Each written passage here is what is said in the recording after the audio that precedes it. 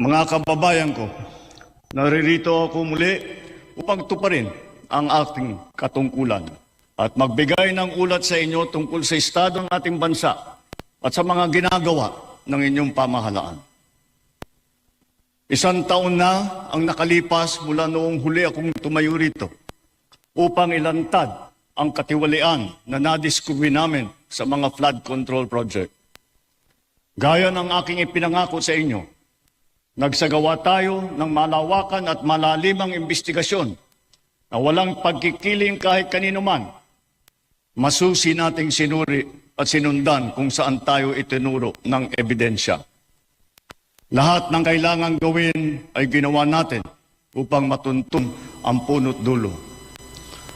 Mayroon ng mga unang nakasuhan at nakulong, mga kontratista, matataas na opisyal, pati na mga mambabatas.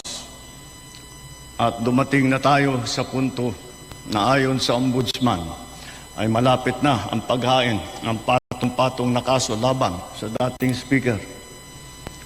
Masakit man sa akin ito, ngunit kailangan nating gawin ang tama.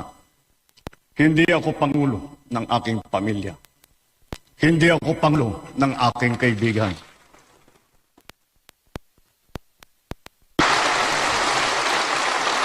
Ako ay Pangulo ng Pilipinas at ang tungkulin ko ay sa inyo, ang aking mga kapwa Pilipino.